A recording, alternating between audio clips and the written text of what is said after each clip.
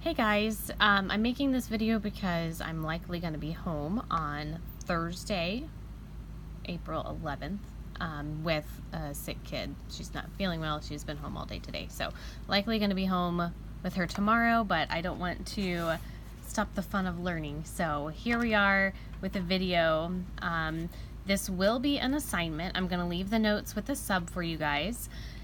And I'm going to check them when I get back. Just having them filled out will be your classwork points for the day. So classwork, as a reminder, 25% of your grade, so it's important that you pay attention, fill in the notes, and then do the homework assignment that's going to go along with it, which is going to be section 13, topics 3 and 5. Not 6, because I decided to leave that off. I felt like 3 and 5 would be enough information for you guys all at once, and there's nothing on topic 6 on this quiz that you guys have on Monday. On Monday, we are going to have some review time. It's going to be very brief because I want to give you guys as much time as possible to take that quiz. All right, so if you have any questions about this, as you're going over it, if you need me to clarify something, send me a message through Remind or send me an email and I'll be happy to clarify. Okay, so looking at these 3 circles here, these are called inscribed polygons. Inscribed means they're inside of the circle. All 4 vertices are on the circumference, on the edge of the circle. So what is the relationship of the angles as the vertices move around the circle? So I have a great video or a great website that I want you guys to look at. I will put it in, put the link below so that you guys can go look at that. Here are some examples, but definitely go take a look at that and see if you can move one of these points around. So you're changing this. See which angles change measurements and what's the relationship between them. So go watch that now and then come back. All right, so if you guys didn't see the relationship or it didn't stand out to you, you saw some angles were changing. Looking at these, notice that the angles that are opposite each other are supplementary. They're going to add up to 180 degrees. That's what supplementary means. So this one and this one, kind of obvious because we have those boxes there. That tells us they're both 90 degrees. Well, 90 plus 90 is 180. Looking at these two, 110 and 70 degrees. If we add those 2 numbers together, that gives us 180. Same thing with all of these others.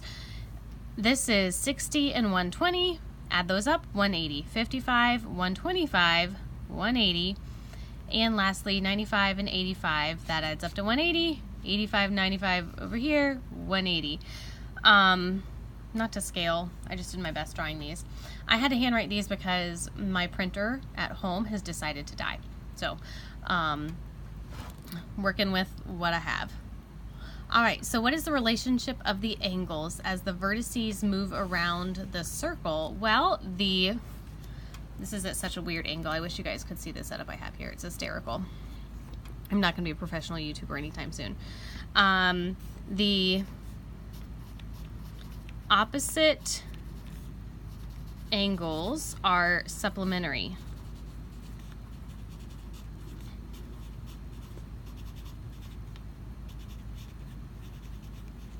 And just as a reminder, opposite angles are non-adjacent angles in a quadrilateral or in some other shape. Non-adjacent angles. So adjacent means next to, so non-adjacent would mean not next to. So looking at these 2 are not next to each other. These 2 are adjacent, these are adjacent, these are adjacent. If they're not immediately next to each other, they are non-adjacent and they're going to be supplementary. So looking at this one and this one, if this one's 90 degrees, 180 minus 90 is going to give us, well, 90. If one of them's 90, the opposite angle is going to be 90 also. Looking at these 2 angles, if this is 130 degrees, this is going to be 180 minus 130, which would be 50.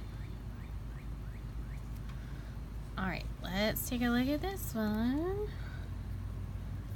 All right, so here we have, this one is 10z, this is 14z minus 7, and this one is 8z. Well, we don't know what this one is yet. We have to figure out what z is before we can figure out what this is and then figure out what that is. It doesn't tell us what z is, but we know that this angle plus this angle will equal 180. So 14z minus 7 plus 8z equals 180. So combine the like terms. 14 plus 8 of the same variable is 22. 22z minus 7 equals 180. So we want to get z by itself. Let's move 7 to the other side. That cancels out. We're left with 22z equals 187. I feel like that's going to be a funny number. Not too bad. All right, so 187 divided by 22 is 8.5. We have to divide both sides by 22. I got to step ahead. Z is equal to 187 divided by 22, 8.5. So if z is 8.5, we can plug that number in and figure out what this angle is. So 14 times 8.5 minus 7. 14 times 8.5, oops, that's minus. 14 times 8.5, that's 119. Minus 7, that will be 112. So this is 112 degrees. Well, we could plug in 8.5 into this, or we could just say 180 minus 112 is what this will equal. That is 68. So this one's going to be 68 degrees. All right, so to figure out what these two are, we need to plug z in, plug the value we found for z into that. So 8.5 times 10, that's going to be 85. And if that is 85, we're going to take 180 minus 85. That is 95. So the one that didn't have anything there, that's going to be 95 degrees. Okay. All right, so a couple vocab terms that you guys are going to need to be familiar with. The first one is secant. That is a line that intersects a circle at 2 points. We've worked with something that's similar to that, a chord. The difference between a secant and a chord is that a chord is a segment and the secant is a line. What's the difference? Well, just as a reminder, a line continues on forever. So if we had little arrows on those would be, this would be a line, or think of it as a secant goes past the circle and a chord has the endpoints on a circle. So it would just be like I, O, or if we were talking specifically about segment A, N, that would be a chord. Okay, and then tangent is a line that intersects a circle at exactly 1 point. So this segment here intersects this circle or touches it right there at that point. So that is tangent to it. It touches it just at one spot.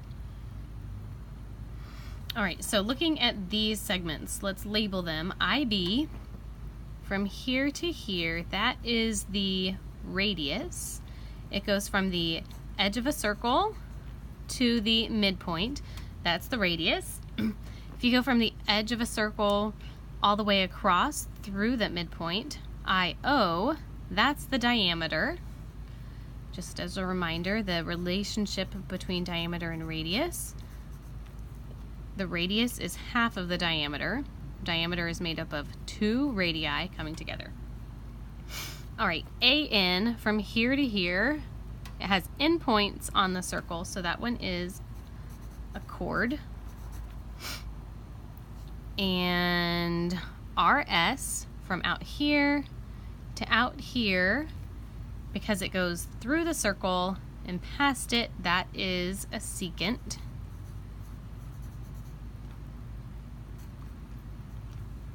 And then RW, out here to out here, both of these points are outside the circle. It touches it at one point. That is a tangent.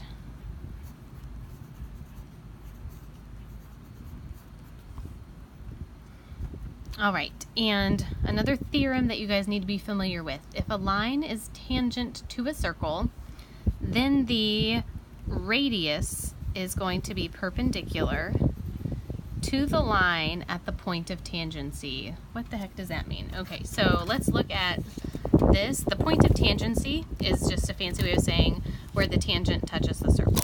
Oh no! Hold on, guys. Sorry if you get motion sickness easily. Okay, so this right here would be the point of tangency for this tangent line. That's where it touches it. If we take a straight edge and draw a line from this point of tangency to the radius, this is going to be perpendicular. That's a 90-degree angle. That over there on that side is a 90-degree angle. That's what the tangent theorem says. If you have a line that's tangent, if you draw a radius connecting it to the point of tangency, that's going to be perpendicular. Okay. So let's take that information and solve a few problems. Let's see. Just scoot the paper down.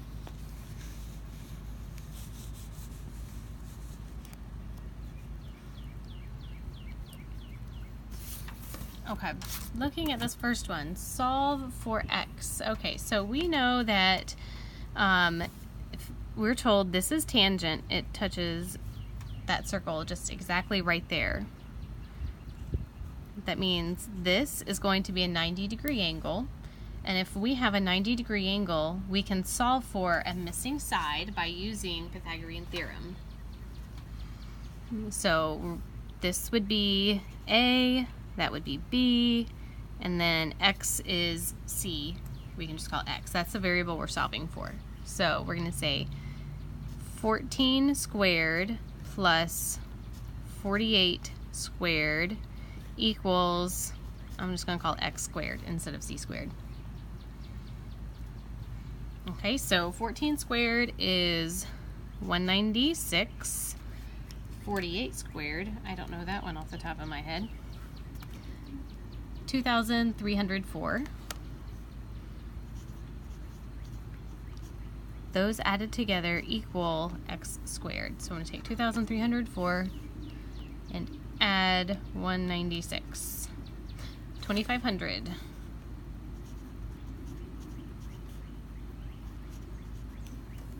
All right, for those of you who are good with numbers and can recognize patterns, you might see it already, but if you take the square root of 2,500, you will end up with 50. So we're going to take the square root of that side, square root of that side. If you have the square root of something squared, you just end up with that something. And the square root of 2,500 is 50. So if you have a line that's tangent to the circle, and you look at the endpoint that's outside the circle and then connect that to the center of the circle, it creates a triangle. And that triangle is a right triangle because this is always going to be a right angle. The point of tangency and the radius, always a right angle. And if you have a right triangle, good old Pythagorean theorem.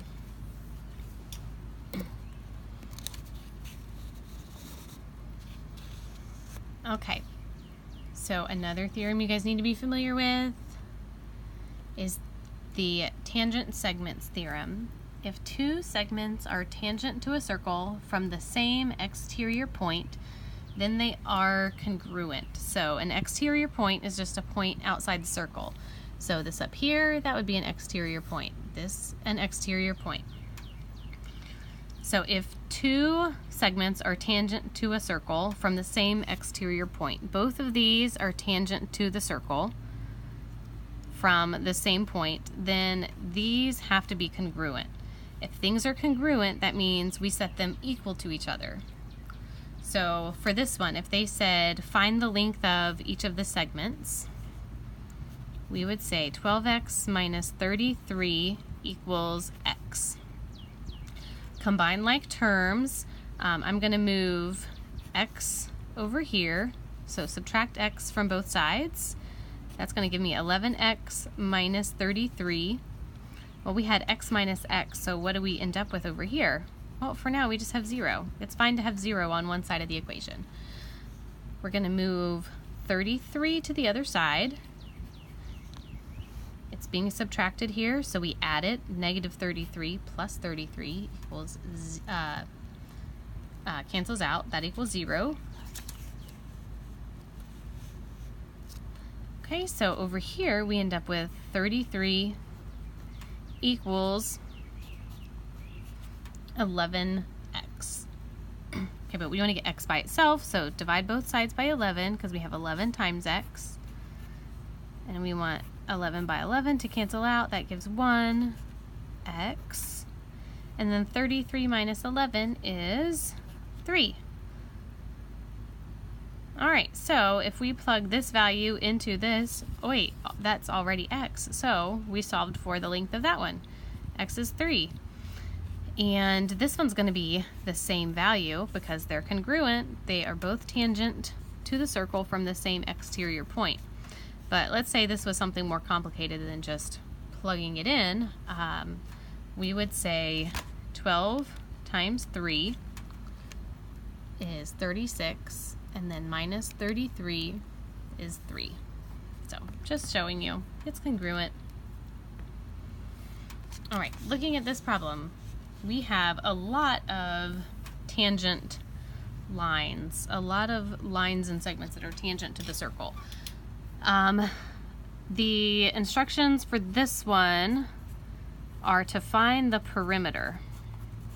I think it says that on your notes. Find the perimeter. The perimeter is the distance around the shape. So for this one, we're finding the perimeter of the triangle. So these two, we know AR is 35, RG is 21, NE is 19, but we don't know what EG is, we don't know what NT is, and we don't know what AT is. So keeping in mind that if two segments are tangent from the same point, then they're congruent. That means this segment is tangent here and here, both from this point. So this will be congruent to this. So that's 21. That means that's going to be 21. All right, so this point, we have two segments tangent here and here. So if this is 19, this one's going to be 19. And then lastly, point A, these two segments are tangent. So if this one's 35, that one's 35. All right, and then for the perimeter, we're just adding up all of these segments. So we have 35 plus 35 plus 21 plus 21 plus 19 plus 19. That is 150, adding up all of those side lengths.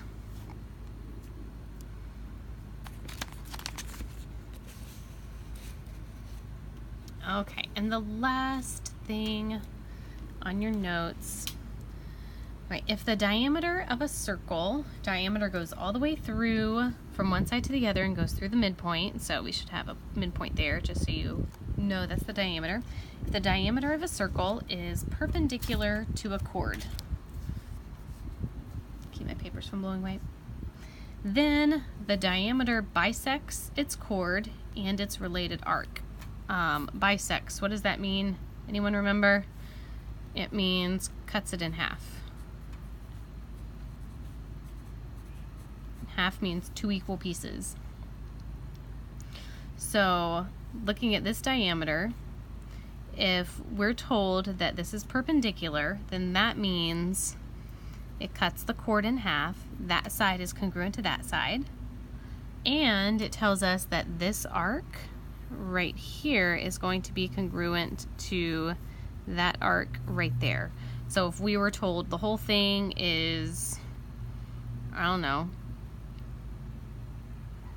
80 degrees, I'm just having trouble coming up with a number. If the whole thing is 80 degrees, then this side would be 40 degrees, that side would be 40 degrees. This side's congruent to that side, this arc congruent to that one. Also, this arc down here, I'm going to say this arc down here is congruent to this arc right there. Okay? Alright, so on this one's a pretty difficult application of this concept. Sorry, the wind's blowing my papers. Alright, find the radius of the circle. Okay, we know the radius is this segment here. We could also draw the radius from G to M. That would be the radius. We could draw the radius anywhere really, but if we connect it here, we are making a triangle right here, and we know one of the lengths of the sides of those triangles. This one is 9. Alright, we don't know what the radius is. We're looking for that. But if we call this X, this segment right here, X, that means we have one segment 9, one segment X. We know the radius of this, because this is 4. If this is X, the radius would be 4 plus X. So, because this is the radius and that's the radius, and the radius is going to be equal to the same thing no matter where you draw it, this is 4 plus X also. Okay, so now we have a right triangle, and we know one side is 9, one side is X, and the other side is 4 plus X. More specifically, the hypotenuse is 4 plus X. So, anytime you have a right triangle, you could use the Pythagorean theorem. I'm trying to think of a situation where you wouldn't be able to, and one just does not come to me right now. Alright, a squared, we'll go with x squared plus 9 squared equals 4 plus x squared. Alright, we don't know what x is. That's going to stay x squared. And 9 squared is 81. That equals, okay, it's probably been a long time since you guys have factored things like this. I'm going to come down and do the work over here. 4 plus x times 4 plus x. Alright, do you guys remember FOIL, where you multiply the first numbers, the outer numbers, the inner numbers, and then the last numbers? This is, I think, Algebra 1 stuff. So, FOIL first, multiply 4 times 4, that's 16. And then O, multiply the outer numbers, 4 times x, so we have plus 4x. Then I, multiply the inner numbers, x times 4, well that's going to be 4x. And then the last numbers, so x times x is x squared. All of these are positive, so it makes it easy just to put the pluses in between. Alright, so combine like terms. I'm going to put the one with the variable at the front, x squared, and then we have a 4x plus 4x, that is 8x, and what's left, that constant, is 16. So this is 4 plus x squared. So I'm going to put in up here x squared plus 8x plus 16. Okay, so I'm going to combine like terms. I'm going to move this x squared over here, subtract x squared from both sides. When you do that, x squared minus x squared, that cancels out. And x squared minus x squared, that cancels out. If you have the same variable on both sides of the equation and the same number of them, and they're both the same sign, so either both positive or both negative, they're going to cancel out. Because if you subtract it from over here, it subtracts it from over here too. So that's totally fine. That just means we end up with a 0 and a 0. All right, so we have 81 equals, and then bring down everything else, 8x plus 16. We want to get x by itself, so let's move 16 to the other side. We have 8x equals 81 minus 16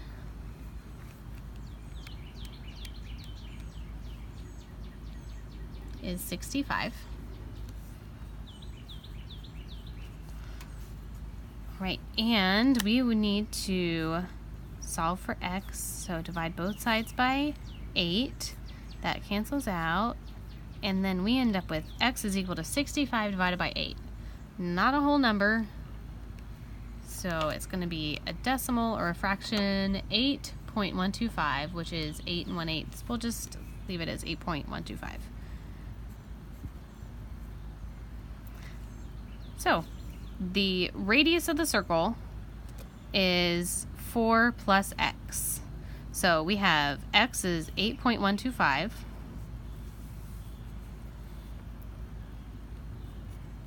I'm reordering it. 4 plus x is the same as x plus 4. So we have 8.125 plus 4. This is 12.125. Okay, so that would be the length of the radius there. All right, so just as a reminder, just having your notes filled in, I'm going to check them when you guys come to class on Monday. Will be full credit for classwork. If you don't have these done, you will get a 0. If you get them done within a week, you'll get up to 50%. Up to 50% credit if late. Because I really want you guys to get them done and to do them before you take the quiz, because you're going to have a quiz on Monday. We will have some review time.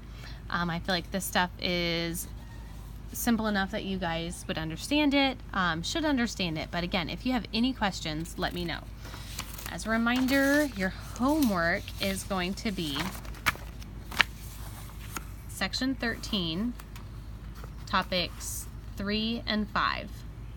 Section 13, topic 3, topic 5. Not 6, don't have to do 6, just 3 and 5. Okay? All right, you guys have a great day. Let me know if you guys have questions.